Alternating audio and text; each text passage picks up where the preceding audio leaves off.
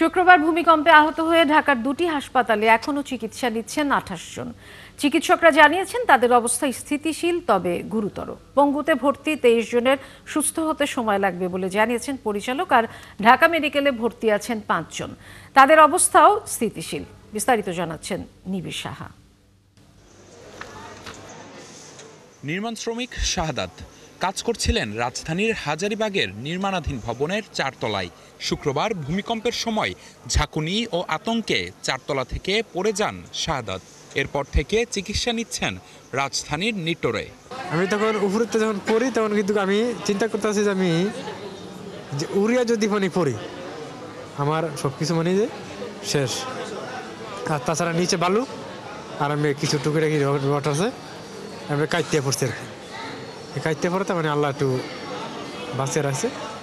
ময়মনসিংহ থেকে পঙ্গু হাসপাতালে এসেছেন ফরিদুল ইসলাম। ভূমিকম্পের সময় চলন্ত মোটরসাইকেল থেকে ছিটকে রাস্তায় পড়ে যান তিনি।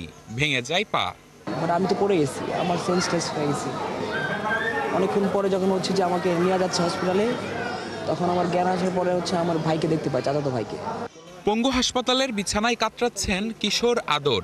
ভূমিকম্পের সময় নড়াইলে ক্ষেত থেকে বাসায় আসার পথে ট্রাক্টরের নিচে পড়ে আহত হন। সুস্থ হতে সময় লাগবে আদরের। সে ভূমিকম্পে ওই গাড়ি উল্টোয় ফেলাই দিছে, ফেলাই দিলে আমার ছেলে ফিরে গেছে, আর গাড়ি ওর গতর ফেলতে চলন্ত গাড়ি চলিছে। শুক্রবার ভূমিকম্পে আহত হয়ে নিটোরে চিকিৎসা নিচ্ছেন ২৩ জন। তাদের সকলের অবস্থা স্থিতিশীল। ৪টা বাজে এই জায়গায় আসছি, আসার পরে বাদে রাতে 10টা বাজে অপারেশন হয়েছে। রাত্রে অপারেশন হয়েছে, ওর পায়ে 5টা রড দেওয়া হয়েছে আর টানা টোনা যা দেওয়ার এগুলো দেওয়া হয়েছে। চিকিৎসা কয়েকগুলো টেস্ট দিছে কাকা, এগুলো এখানে কয়েকটা করছি শিশু হাসপাতাল, এখানে যেগুলো নাই শিশু হাসপাতাল থেকে নিয়ে আসছি। সকাল থেকে পর্যন্ত ডাক্তার ৩-৪বার আসছে। চিকিৎসকরা জানান ভর্তি রোগীদের মধ্যে কেউ আশঙ্কাজনক নেই। এখন পর্যন্ত ৯৮ জন চিকিৎসা নিয়ে ফিরে গেছেন। ১১৯ জন এই নিটোর হাসপাতাল থেকে চিকিৎসা নিয়েছে। তার মধ্যে ভর্তি হয়েছে ২৩ জন। তাদের আঘাত অনেকটা গুরুতর, তাদেরকেও কিছু কিছু অপারেশন করা হয়েছে, প্লাস্টার দেওয়া হয়েছে। আবার প্রস্তুত করার পরে পরীক্ষা নিরীক্ষা করার পর তাদের হয়তো অপারেশন প্রয়োজন হবে।